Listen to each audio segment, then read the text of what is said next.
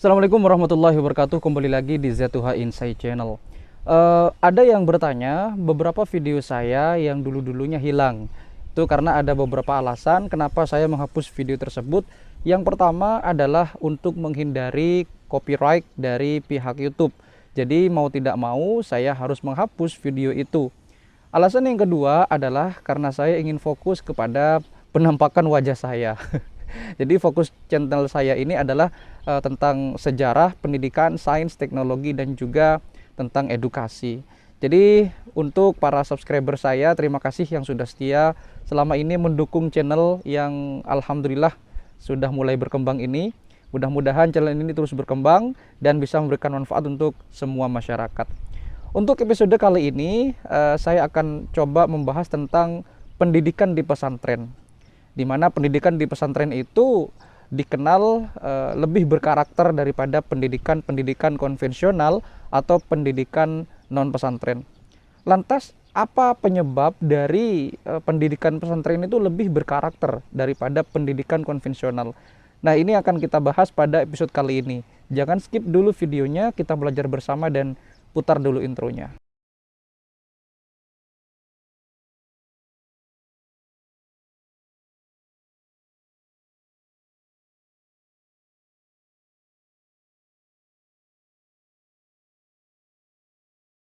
Apa yang disebut dengan pondok pesantren?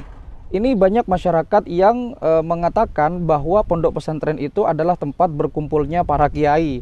Ada yang mengatakan pondok pesantren itu adalah tempat berkumpulnya para santri.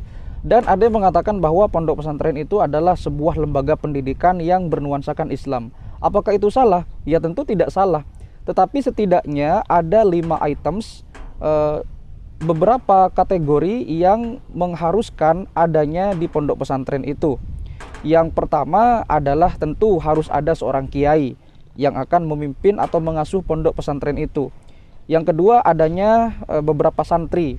Dan yang ketiga adanya masjid atau musola sebagai fasilitas sarana beribadah. Yang keempat adanya kompleks pesantren. Ini bisa terdiri dari beberapa kamar, beberapa bilik ataupun beberapa kamar-kamar yang kecil untuk para santri menginap atau tidur dan beristirahat. Dan yang kelima adanya pengajian atau pembahasan kitab-kitab klasik, dalam hal ini adalah kitab-kitab kuning.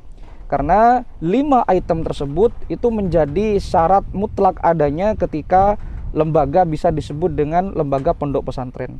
Jadi yang pertama ada kiai, ada santri, ada sarana beribadah, bisa masjid ataupun musola, ada kompleks pesantren, bisa beberapa kamar kecil ataupun bilik kecil untuk istirahat para santri, dan yang kelima ada pengajian atau pengajaran kitab-kitab klasik dan beberapa kitab-kitab kuning lainnya. Nah, kelima item tersebut wajib ada di beberapa lembaga, yang mana lembaga itu bisa disebut dengan pondok pesantren. Lantas bagaimana pondok pesantren bisa membuat karakter di santri-santrinya? Ini tidak dimiliki oleh di luar pesantren atau lembaga non pesantren. Kita bisa melihat bahwa banyak sekali beberapa lembaga-lembaga non pesantren, pendidikan-pendidikan mulai dari tingkat dasar, sekolah dasar hingga perguruan tinggi. Itu banyak sekali yang ingin mengadopsi sistem yang ada di pesantren tersebut. Apa rahasianya? Yang pertama tentunya bagaimana peran senter dari seorang kiai atau seorang pengasuh yang disebut dengan kiai di pondok pesantren tersebut. Tentunya kalau kita berbicara tentang bagaimana pendidikan di pondok pesantren, itu jauh lebih sudah eksis di Indonesia, bahkan namanya belum Indonesia, yaitu Hindia Belanda, jauh sebelum masa kolonialisme tiba di Indonesia. Artinya pondok pesantren itu sudah jauh lebih eksis ketimbang pendidikan non pesantren yang kita kenal seperti sekarang. Kalau kita berbicara tentang pondok pesantren yang paling tua di Indonesia, ada beberapa, salah satunya adalah pondok pesantren yang ada di Jawa Timur, yaitu pondok pesantren Sidogiri. Ini pesantren yang sangat tua di Indonesia, dan juga ada beberapa pondok pesantren lain yang tentunya masih banyak yang kalau kita bahas tidak akan selesai dalam satu episode ini. Nah, kita kembali kepada pokok permasalahan. Apa yang menyebabkan pondok pesantren itu bisa membuat karakter santrinya itu menjadi bisa diadopsi sistem-sistem pendidikan di luar pesantren. Tentunya yang pertama adalah peran dari seorang kiai atau pengasuh dari pondok pesantren tersebut. Mengapa? Karena kiai itu memiliki modal sosial di mata masyarakat. Artinya kiai itu selain beliau adalah tokoh masyarakat, tentunya beliau juga adalah seorang pendidik, atau bisa dikatakan sebagai public figure, bahkan bisa dikatakan sebagai influencer. Karena memang di pondok pesantren itu seorang kiai adalah panutan utama ataupun tokoh utama dalam mendidik ataupun dalam mengasuh para santrinya.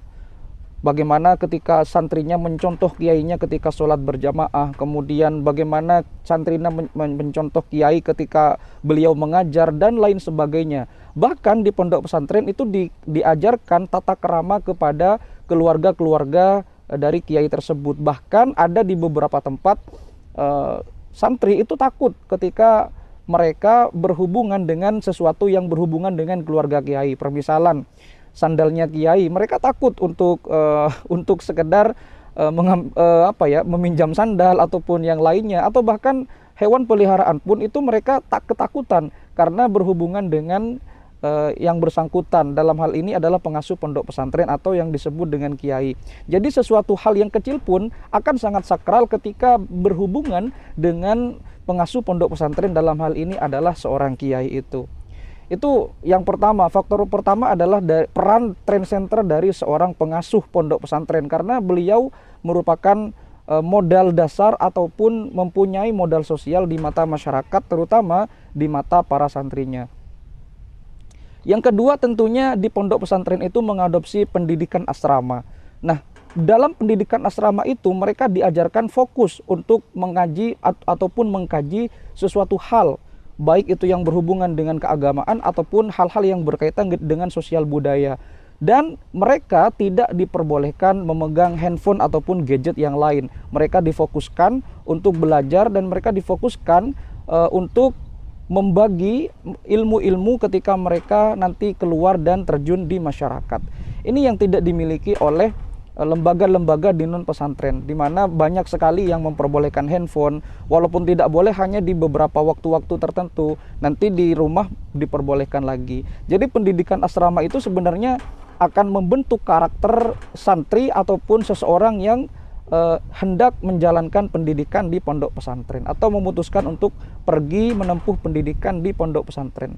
Karena memang ketika kita berbaur satu sama lain, tidak memiliki handphone, waktu akan terasa lebih bisa kita gunakan dengan hal-hal yang bermanfaat, seperti mengkaji kitab kuning, mengkaji tafsir, mengkaji hadis, mengkaji fikih, dan seterusnya dan seterusnya. Ini yang tidak dimiliki oleh lembaga-lembaga yang ada di luar pesantren.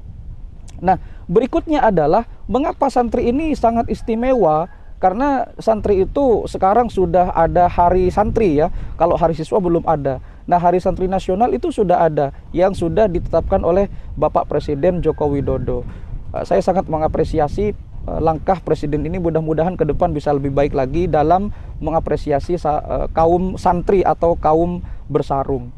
Tentunya kalau kita berbicara masalah santri atau berkaitan dengan santri, itu tidak mungkin terlepas dari kebiasaan mereka sehari-hari. Karena selain yang sudah saya sebutkan di awal tadi, yaitu ada dua, kemudian berikutnya adalah di pondok pesantren itu terkenal dengan peraturan-peraturan yang ketat, di mana biasanya ada peraturan yang tertulis dan juga tidak tertulis.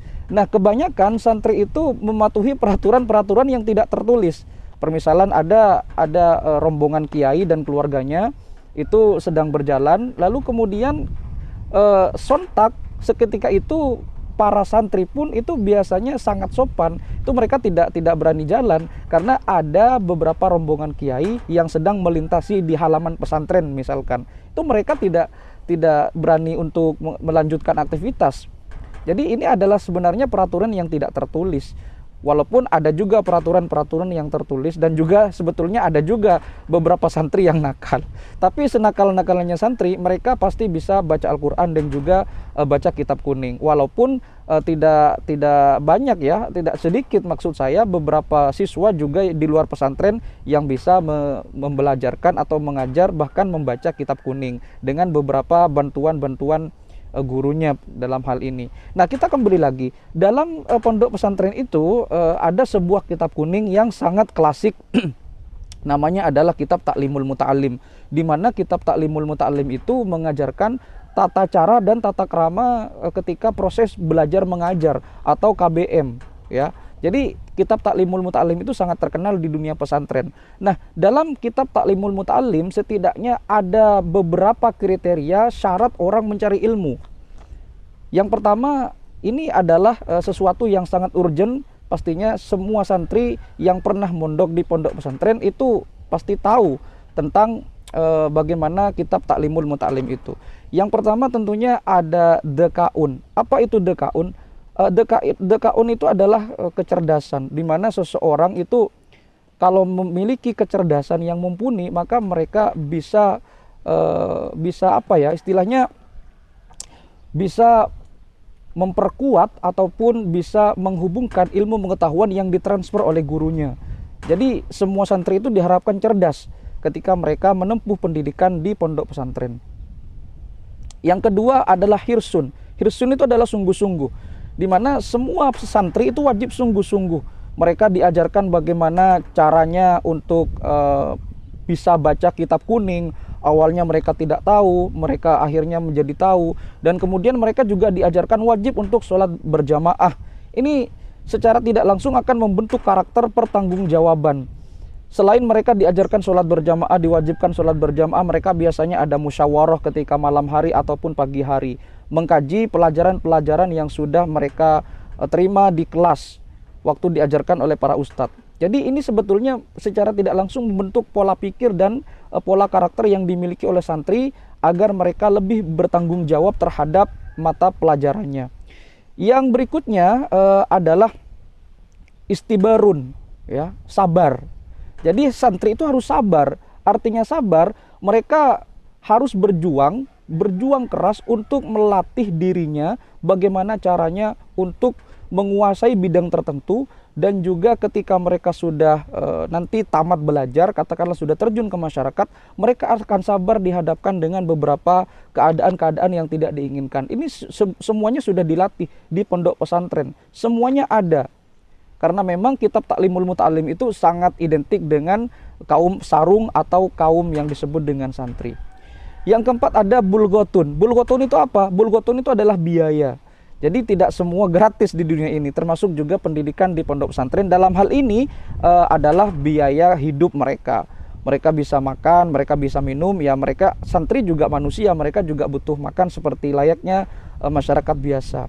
Jadi butuh biaya, mereka butuh beli kitab, mereka butuh uang untuk melanjutkan pendidikan dan seterusnya. Jadi mereka memang dilatih sejak sedini mungkin mereka bisa menghemat biaya atau manajemen keuangan yang ada di pondok pesantren. Setidaknya mereka diajarkan. Karena memang biasanya di pondok pesantren itu dilarang untuk merokok. Jadi mereka diharuskan untuk saving money, bagaimana mereka bisa bertahan dalam keadaan-keadaan genting sekalipun. Yang berikutnya adalah wa irsyadu ustadin. Jadi harus ada bimbingan dari guru. Nah, ini yang tidak kita jarang temui di beberapa lembaga di luar pesantren, di mana sekarang guru itu biasanya identik dengan kebebasan berkritik. Permisalan nih, ada siswa yang bebas berkritik, merdeka belajar, konsep merdeka belajar, yang pada dasarnya semua itu bermuara kepada pembentukan transformasi karakter. Jadi di pondok pesantren itu kitabnya adalah kitab klasik yang dikaji, dan itu masih relevan dengan keadaan zaman yang serba modern ini. Dan mereka memang betul-betul diasuh atau diajarkan oleh para ustadz ataupun para guru yang ada di pondok pesantren itu. Jadi mereka tidak bermodalkan hanya Google saja, tidak bermodalkan hanya dengan internet saja, karena mereka bisa mematuhi atau mempergunakan ilmunya itu kalau ada izin dari sang guru, dalam hal ini adalah ustadz ataupun bahkan kiai dalam pondok pesantren tersebut.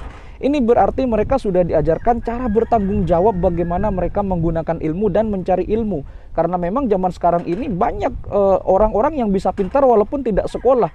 Ya, banyak sekali sekarang, semuanya bisa diakses, semuanya bisa serba digital dan bisa paperless. Orang tidak sekolah saja bisa mengetahui caranya bagaimana membuat robot. Orang tidak sekolah sekarang bisa mengetahui bagaimana caranya berbahasa Inggris, berbahasa Jerman, bahkan berbahasa-bahasa di dunia.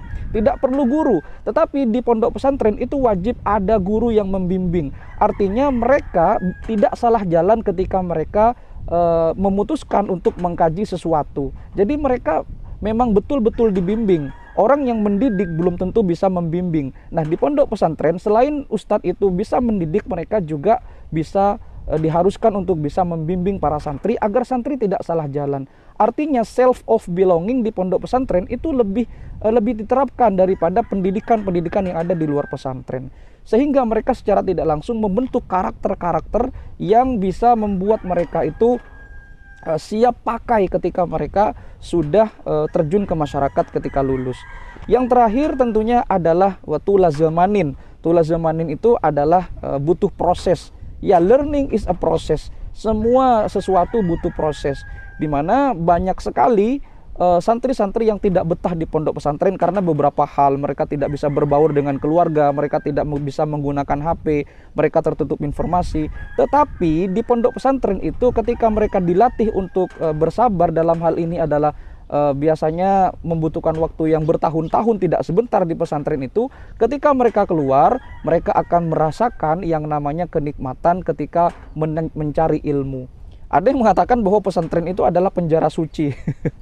Ya, ungkapan semacam ini adalah tentunya diungkapkan oleh mereka yang tidak betah di pesantren. Dan yang bisa merasakan ini hanyalah mereka yang pernah nyantri atau pernah duduk di bangku pesantren. Bagaimana ketika menunggu kiriman tiap bulan, bagaimana ketika mereka dimarahi oleh ustadz, oleh guru, bahkan oleh kiai. Tentunya ini melatih kesabaran dan juga melatih bagaimana kita survive dalam keadaan-keadaan yang sangat genting di pondok pesantren. Selain itu juga di pondok pesantren itu dilatih bagaimana kita melatih mental.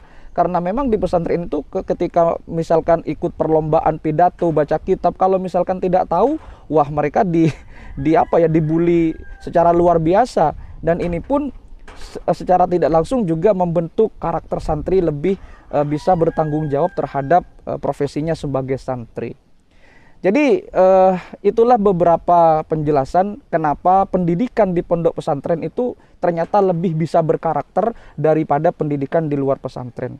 Bukan berarti pendidikan di luar pesantren tidak berhasil, tetapi memang terbukti pendidikan di pondok pesantren ternyata lebih bisa membuat karakter-karakter bangsa itu tumbuh. Bagaimana kita mengetahui bahwa banyak sekali tokoh-tokoh besar yang lahir di pondok pesantren. Banyak lulusan atau jebolan tokoh-tokoh bangsa, tokoh-tokoh besar dari pondok pesantren. Ini mudah-mudahan bisa membuat kita lebih sadar lagi terhadap dunia pendidikan kita, bagaimana caranya kita membentuk sebuah pola pikir dan juga pola karakter yang akan diwariskan kepada para pemimpin bangsa kelak. Mudah-mudahan video ini bisa bermanfaat untuk semuanya. Jangan lupa untuk like, comment, share, dan subscribe. Tunggu video berikutnya. Wassalamualaikum warahmatullahi wabarakatuh.